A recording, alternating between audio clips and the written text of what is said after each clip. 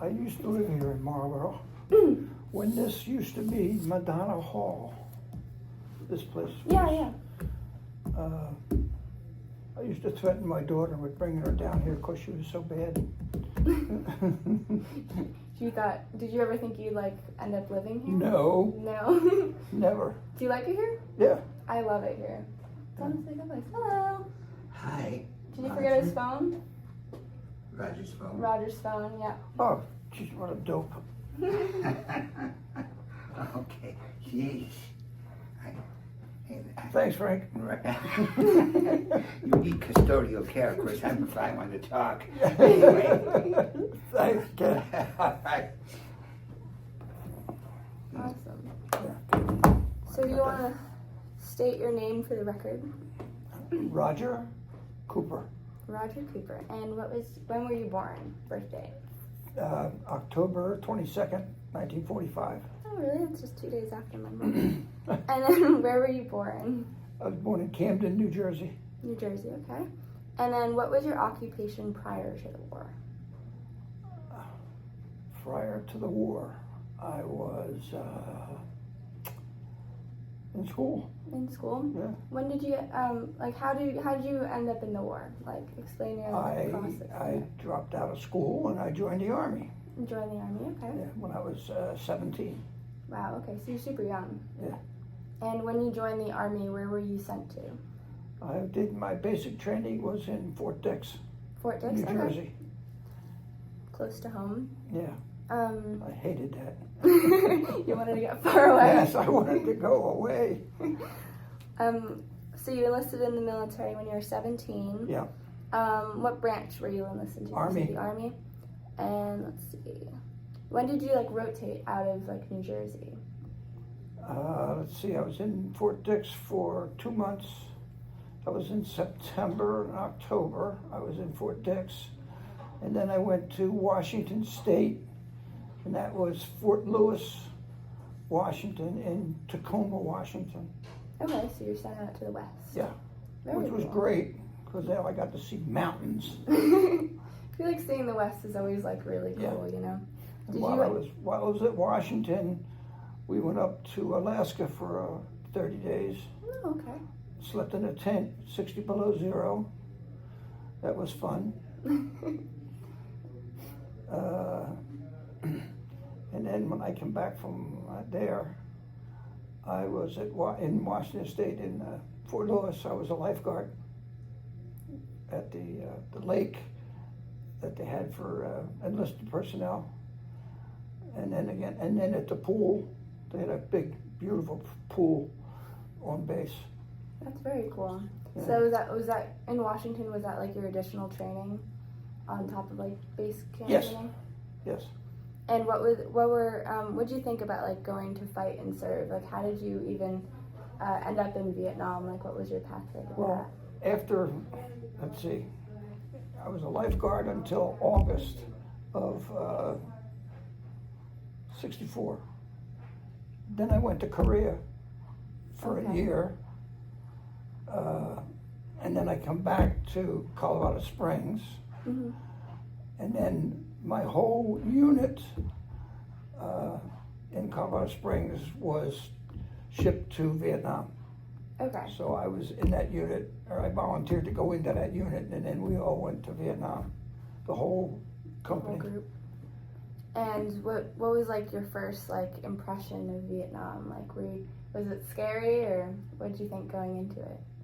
Well, I got off the ship in Da Nang, and we had to go because I was in the artillery, so all our cannons were sent into Saigon, and we had to go from Da Nang to Saigon to pick up the guns.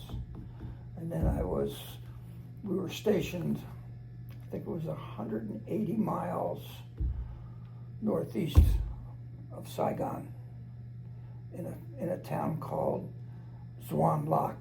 It's Zauloc. Okay.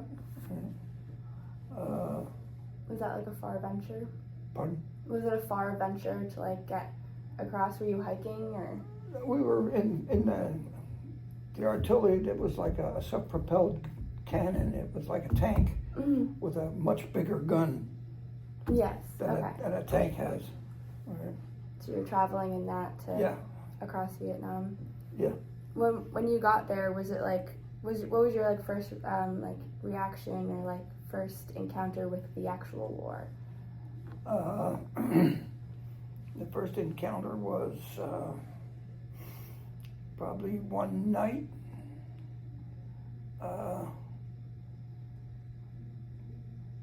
There was all of a sudden a lot of shooting. We didn't have our artillery pieces yet, so we were just in tents. We had bunkers that we made, and then a lot of shooting started from the Viet Cong were attacking a company of South Vietnamese regular army, and they were like 500 yards away from where we were. And we had guards out around our perimeter, and they were shooting at those people, at the Viet Cong, and they were shooting back at us, and we were hearing, like, I was out of the tent, standing next to the bunker, and you could hear the bullets crack. When a bullet goes by you, it cracks. It's like a snap sound. And we were hearing them go by, and then we went out because there was a guard post. One of the guard posts didn't have guards on it. They forgot to put them out there. Oh, no. So we went out there, and we sat out there all night. There were 4 of us in that little hole, but that was, by then all the fighting was done. Yeah. So everybody had left. So it was like your first encounter. Yeah. Now from there, like where were you where were you stationed next? Like what That was your, it. That was your... I stayed, well, first of all, I was only there 4 months. Okay. I was there May, June, July, and August, and I came home, and then I got out of the service in '66. So it was like in April of '66, we went on a ship to Vietnam. We got there in May. Okay.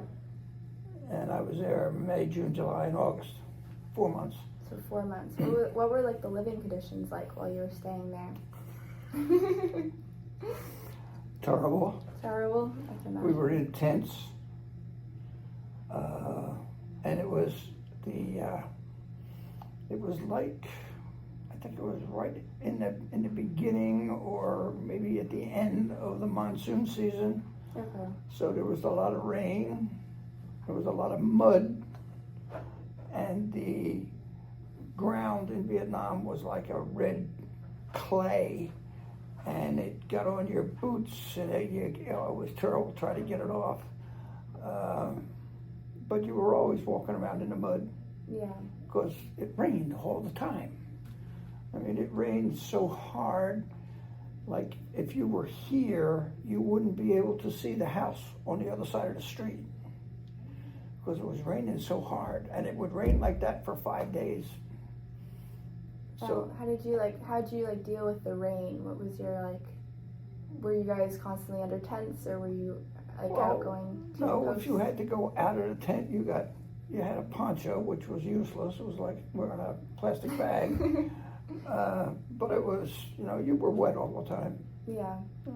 And that was it was like that for 4 months. You just, yeah.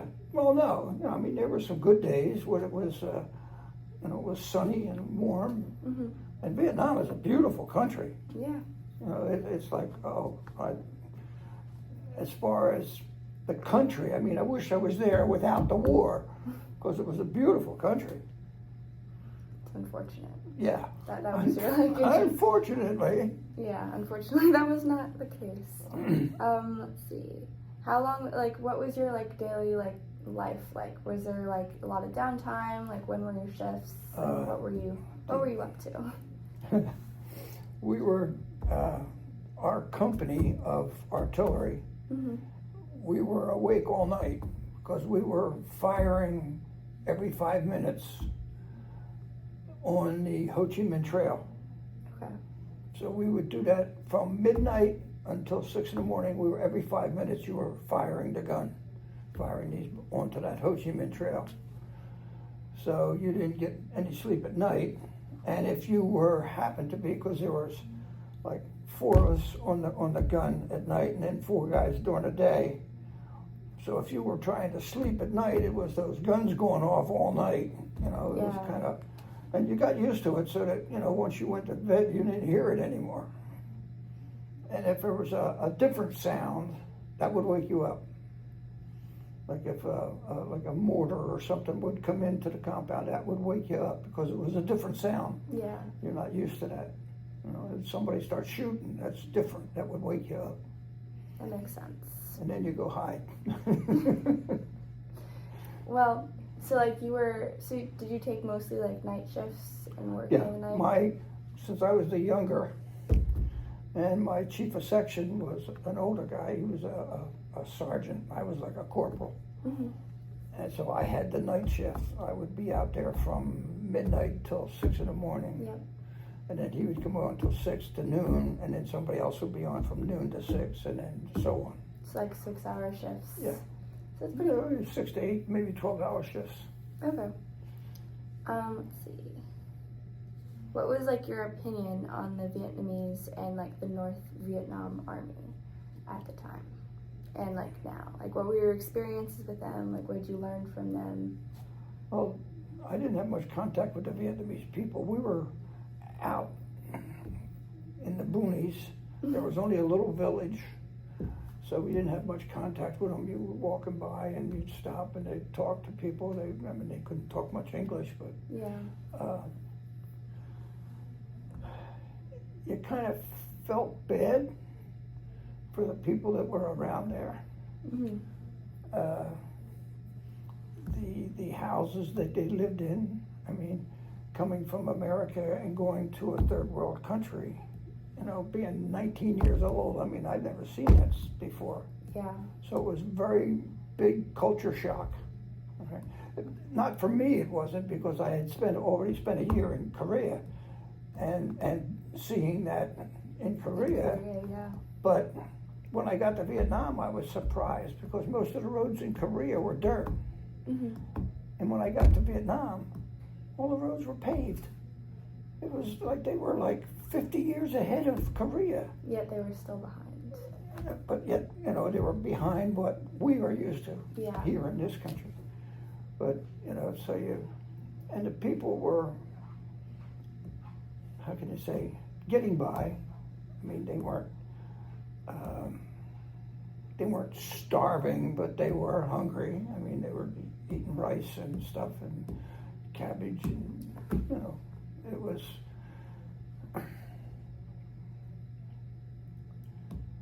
was not fun. I can imagine. Yeah. It's tough. Yeah, it's, you know, you felt bad for the people.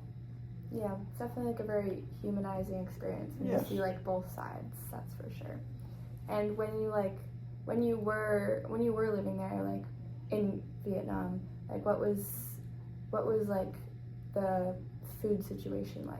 Like, did you guys get incoming supply runs? Like, how did that work? Yeah, all right, we got, they would bake bread in the mess hall for us. Mm-hmm. They baked bread every day. And when I first got there, it was like a big loaf of French bread. And they would cut it up and stuff. But it had these little black specks, and I'm saying, why did they put sesame seeds in my bread? And I didn't want sesame seeds in my bread, so I would pick them out. Mm-hmm. And after you do that for about 2 weeks, you say, oh, this is ridiculous. And you just ate it.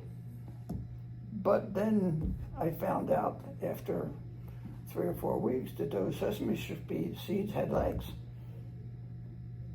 They were what they called boll weevils. They were little bugs in the flour. That when they cooked. And when they made the bread and the flour, they cooked it right in there. That's crazy. So, yeah, but it was, you know, you didn't, after 2 weeks or 2 or 3 weeks, you didn't care. Yeah. You just ate it. What were your daily meals like? Mostly bread or? No, it was regular food. Regular food? American food that we had. You know, we had mashed potatoes and steaks and all that stuff. That's a good. regular, because you're in the military. I mean, if you weren't in the military, you were out walking around in a village or something, it would be rice and cabbage and whatever they ate, But where we were military, I mean, they cooked all of our food, was brought in, and they cooked it and we ate it. Now, what was like the most difficult or like most challenging part about this whole experience for you? Was probably I guess the most challenging was getting used to the weather. Yeah. I mean, some days it's really hot, or it's raining, and every place you go, you're wet. Once you get over that initial shock of that being wet all the time, and you just lived with it, and it wasn't so bad then. Once you got over that, I'm tired of swearing and getting angry at the weather, and just you ain't gonna stop it. This is what it's gonna be. So out of your control. yeah. So you just live with it. Do you have like a really like positive memory or something like you learned from that you brought back with you?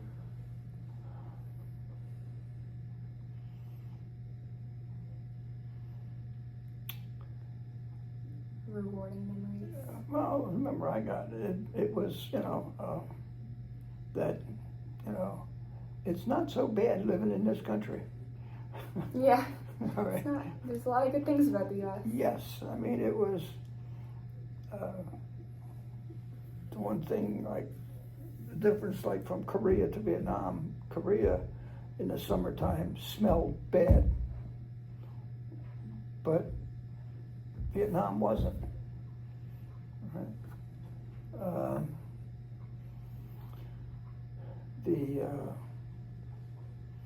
And Vietnam was green.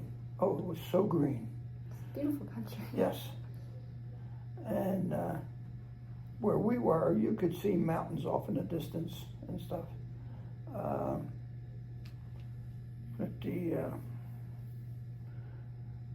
A couple of times there were some B-52 strikes off in the distance. You could see the bombs landing and going off and everything. It is, you felt bad because you're ruining the damn country.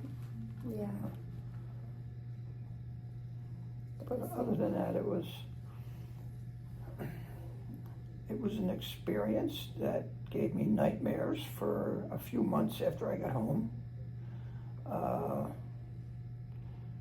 It was an experience that you made good friends, and I talked to a few of those guys after I got home, and after they got home.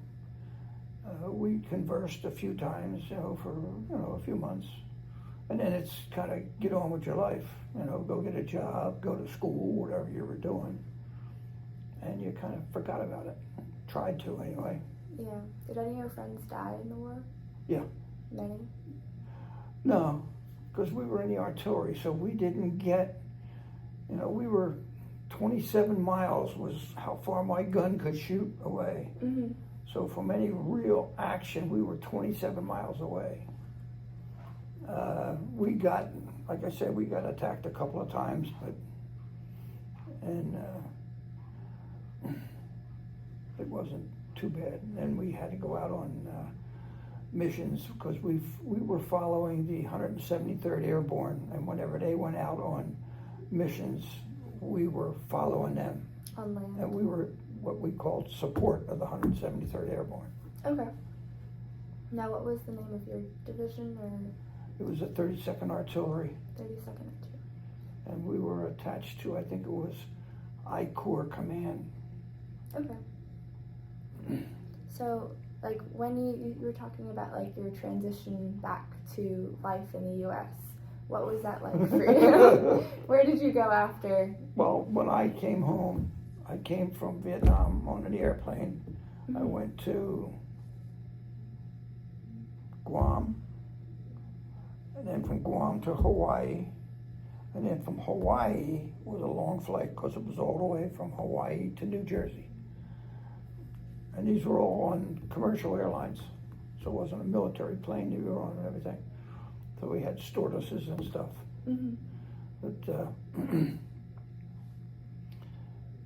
and to get back in the States, it was shocking because it was in 1966 that I come back. Mm-hmm. And there were a lot of protests against the war. Yeah. And it was like, I'm saying, why? You know, I just spent 4 months over there getting shot at, Right. my thinking was, so that you would have back here have a better life and never have to deal with that war and stuff, all right? Little did I find out later on, it wasn't for that. But it was, you know, you had a hard time understanding why are they protesting. I mean, I didn't like the war either, but, you know, it was something that we felt we should be doing. Yeah. To stop communism, which I found out years later was something we shouldn't have been in. It's like maybe 10 years ago I discovered watching History Channel and some of the stuff that was going on behind the scenes that, you know, with our government and not something I had to deal with as a soldier. Yeah. And some of the things that I saw over there was like, I should have joined the Air Force and not the Army, because the Air Force had nice air-conditioned buildings that they lived in. They had swimming pools, and they didn't have to deal with the mud and stuff, and they were in buildings, not tents. Right? Different life. Yes, different life altogether. But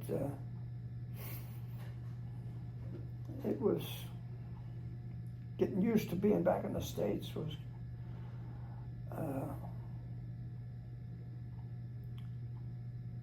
how do I want to say, there was rules and laws and the regulations and stuff that now that I wasn't used to, I didn't have to do all that stuff, you know. Like, Yeah.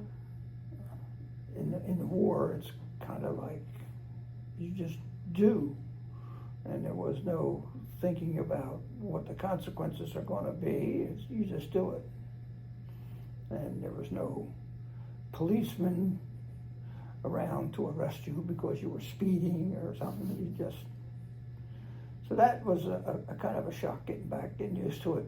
Yeah. Did you have like did you go back to New Jersey when Yeah. you came back? Did you have family that Yeah. you were with? Yeah. I'm sure they missed you. Oh yeah.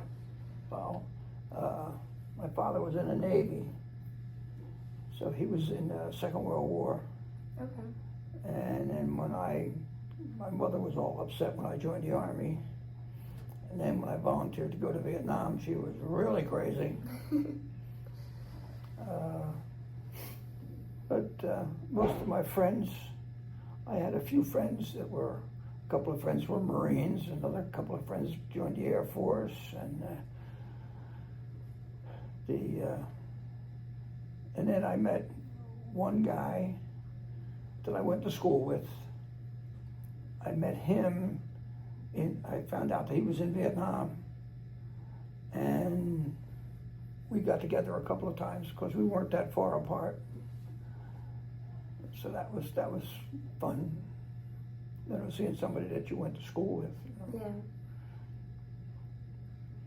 But other than that, coming back, and once he came back, because he came back about 3 or 4 months after I did, and we got together and we sat around and talked, just him and I. And now we can talk about what we were doing, and nobody else, you can't talk to anybody else about it because Yeah. they really don't know what They you were. didn't understand. They Right. didn't get what you went through. Yeah. So But that was fun, sitting talking to him. Now, when you got back, like what part of like what was your next plan? Like where'd you get a job next? Well, before I went in the service, in the summers I worked for a machine shop. Okay. And when I got out of it, and whenever I come home on leave from the Army, I would go down there and work for him for a couple of weeks, and then I'd go back to the Army, or if I was home for a month, I'd go down there and work. So when I got out, I went there and worked. And then as I was looking for a job, and then I went back to school for about a year. I went to community college, and I just wasn't ready to have that, how can you say, school type atmosphere. Yeah. You know, I wasn't ready for that yet. So I stopped going to college and I got a job. And then, you know, being 21, being out of the service, you can go anywhere and get a job. Yeah. Because everybody else that's my age is being drafted and they're going away. They don't want to hire you because you might only work for 6 months and next thing you know, you're being drafted and you're going away. And here I am, already gone. They ain't know how to draft me. I'm done. And so it was easy, you know, you go get a job anywhere. In fact, I worked for Vertol and Boeing, which made helicopters in Pennsylvania, right south of Philadelphia. I worked there for 6-8 months, and I worked at that machine shop for a while. Then I got a job. I sold shoes for Tom McCann. I did that for a couple of years. I became assistant manager, and then we got robbed. A guy came in with a gun, and I'm looking at this guy with this, it's only a little gun, and I wasn't scared. I mean, I've had bigger guns pointed at me. I mean, Yeah. so it was like, I gave him all the money and he left. You know, and later on I thought, you know, that I wasn't scared. That's kind of crazy. Yeah. You know. Would you say your life experiences in the Army have like greatly impacted like the rest of your life and Oh, just yeah. the way you go throughout? Yeah. Because, you know, after coming out of the Army, you're more organized. Yeah. You know, everything is, you know, and everything's in line, you know, your underwear is in this drawer, your socks are in this drawer, you know, everything's You have a organized. routine, yeah. right? And that's the way you live the rest of your life now. Being that organized and being disorganized makes you feel uncomfortable. Now, like when you returned from your time at the war, did you ever like dream or like reflect on it? You mentioned that you'd spend a few months. Yeah, Yeah. I had a recurring dream of being in a foxhole, and I was never in a foxhole. In the war, I was never in a foxhole. I mean, I was in a cannon. Yeah. But I had this recurring dream of being in a foxhole and the Viet Cong charging, and I was shooting them, and they would fall down, and then they would get back up and come at me, and I was shooting them, and they were all falling down. I'm figuring I'm killing them, only they're standing right back up Yeah. and coming at me, and just as they got to the foxhole, I would wake up.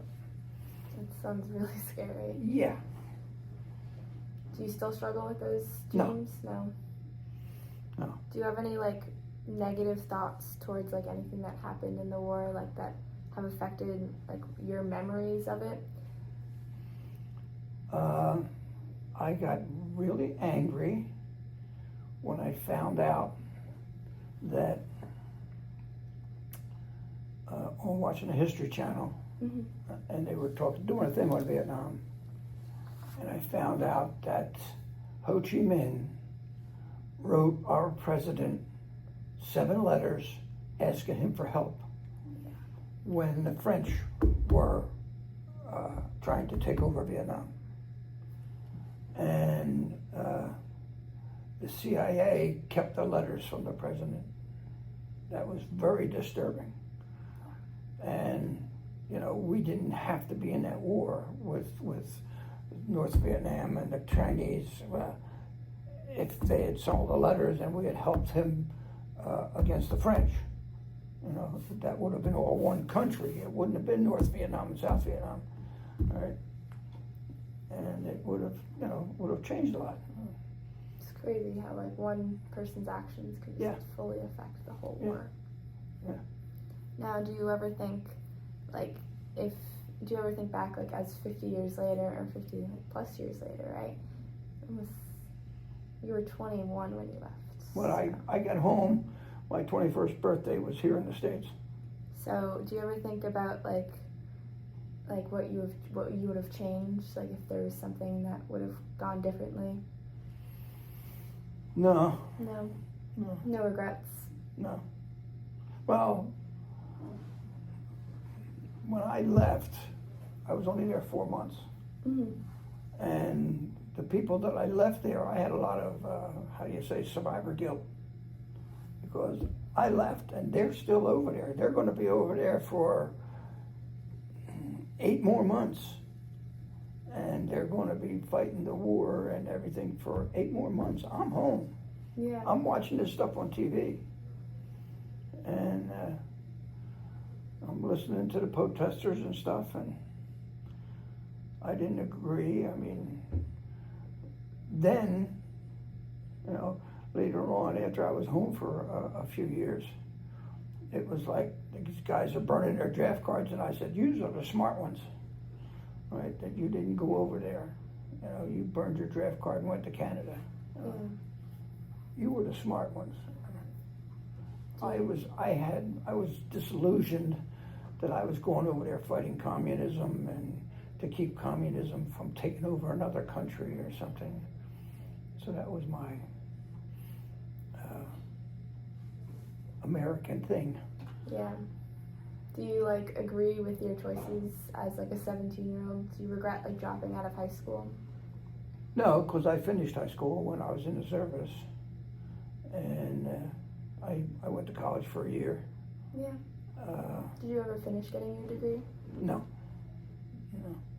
I just wasn't, how can I say,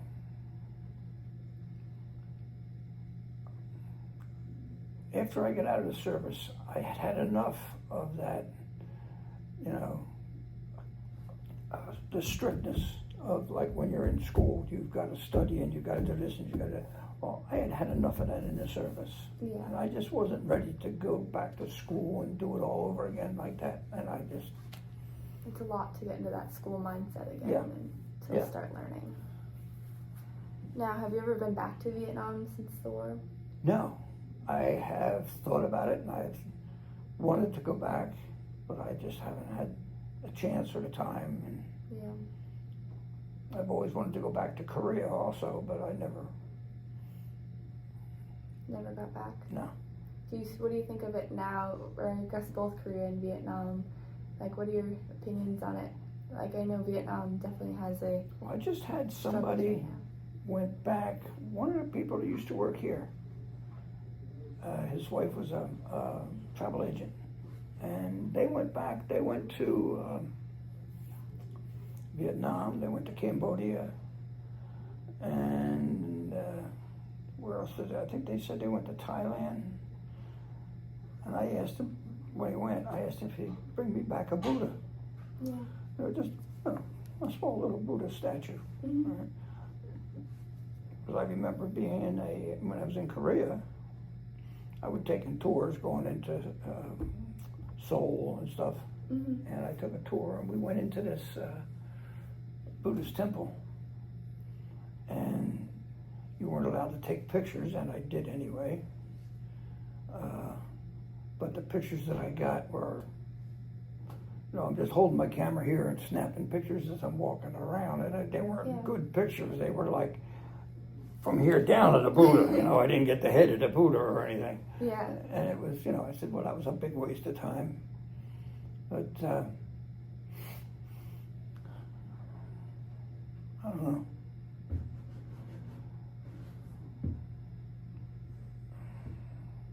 What did you ask me again? Would you want to go back? Oh, yeah. Oh yeah, well sure. I'd love to go back. Yeah. Now, like our country's current. What are your thoughts on our country's like current policies towards the Pacific and what we're actively doing? With Ukraine? Yeah. Like anything in like Asia or in Ukraine. Well, you don't hear much about Asia, you know, Korea and stuff around in there, Vietnam and all, because you're hearing mostly about China or Ukraine and Russia. And I was brought up that Russia is a mortal enemy. Russia is the enemy of democracy. Yeah.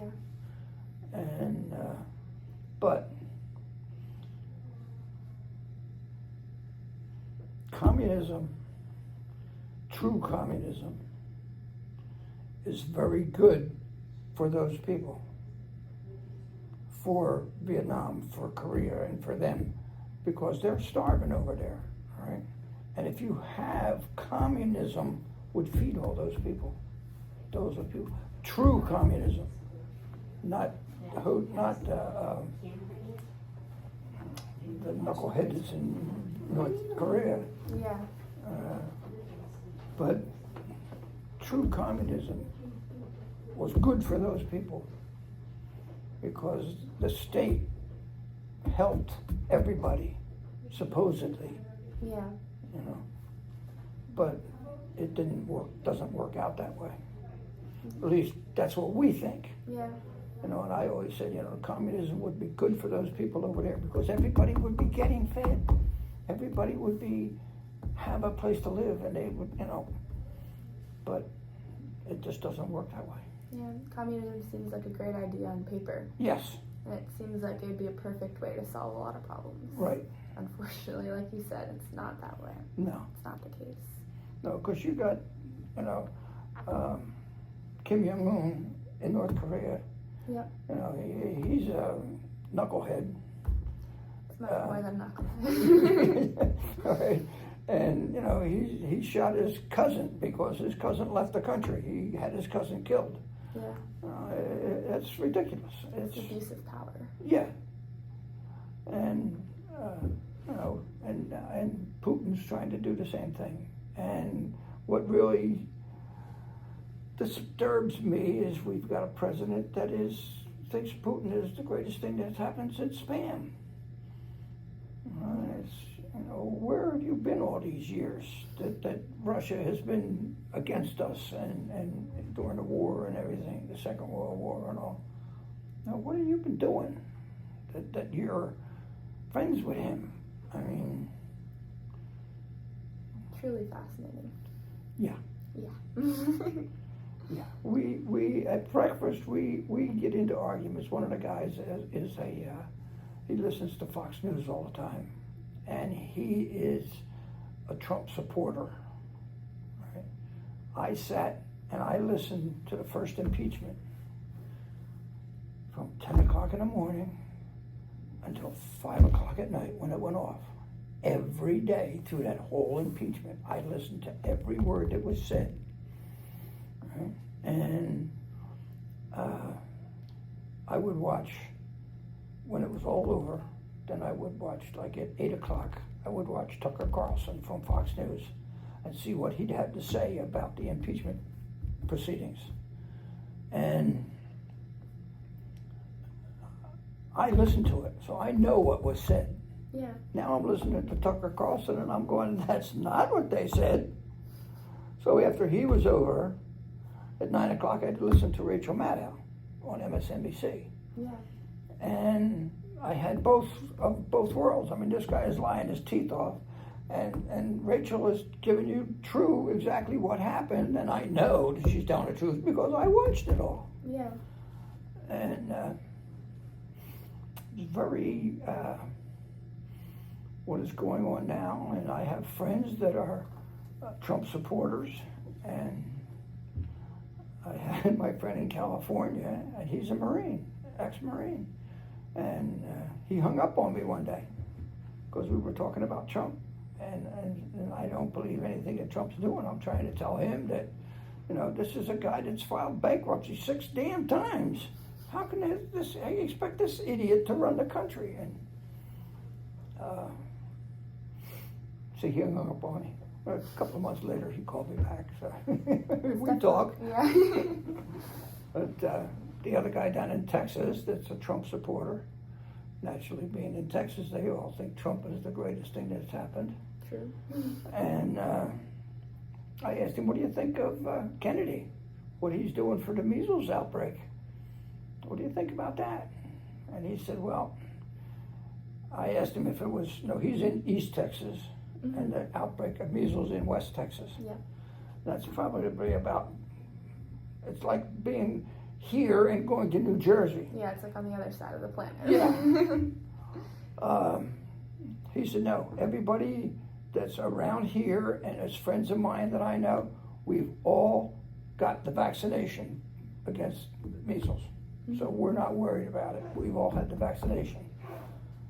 And he says, that what Kennedy's doing is he's a knucklehead. Drink, eat, take vitamin A and drink cod liver oil. Sorry, but that stuff doesn't work. But so him and I, he likes Trump, and I keep trying to tell him Trump's an idiot. And he did say that Kennedy he doesn't know what he's doing. Yeah. Naturally, so. But it's 3.5 years, we're going to have to live with it. Yeah. Do you think, because you're around the same age as Trump is, do you think, just out of curiosity, do you think someone his age should be in office?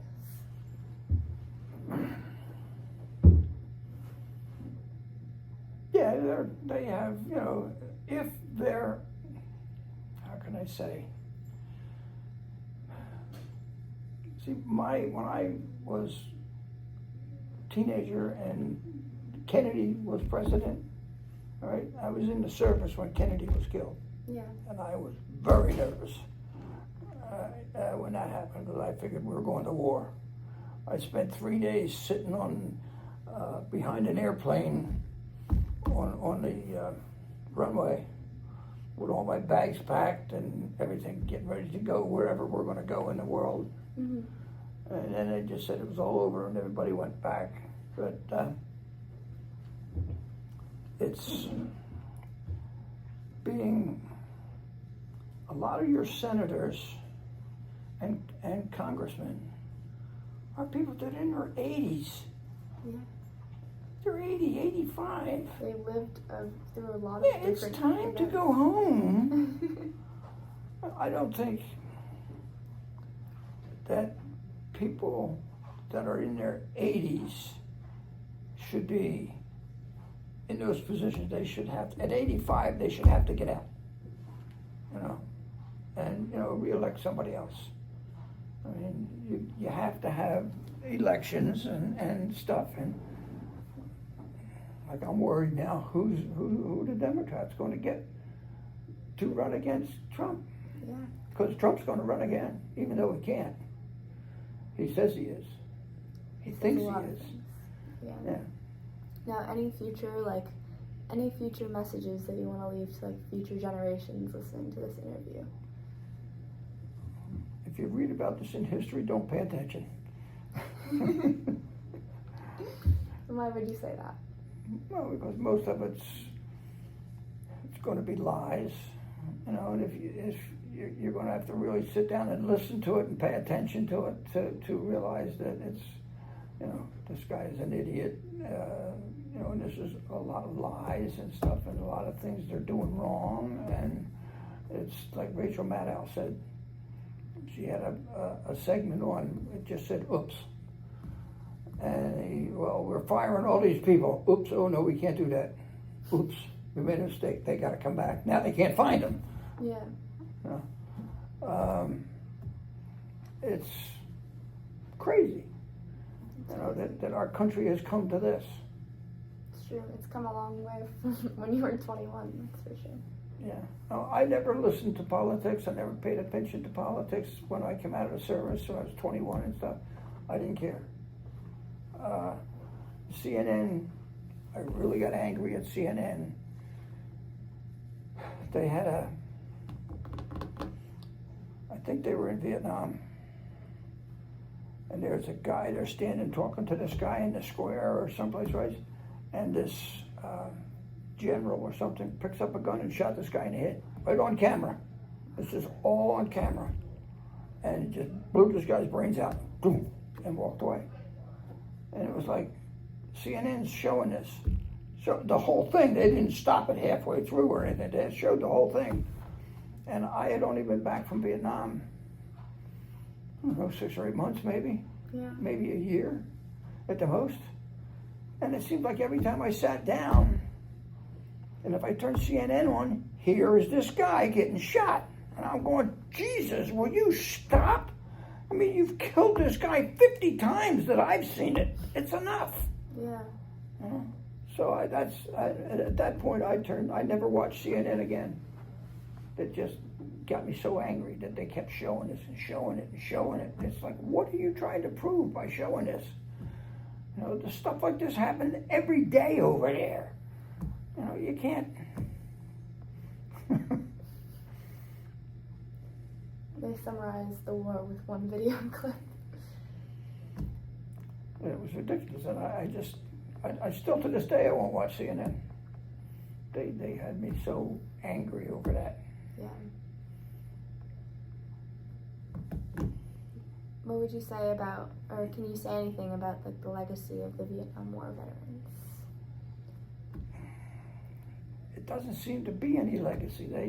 Everybody's trying to forget it. Yeah. And they don't even speak about it. You don't hear anybody speak about it very much at all. Unfortunate, because it's such an important piece yeah. of history.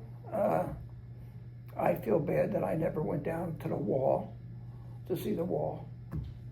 I had a friend of mine lives here in Marlboro. There you go. Yeah. As you were saying. All right, so Paul, this guy came over to the table, and it was a guy that Paul was on a PT boat. Mm-hmm. They were running up and down the rivers, right?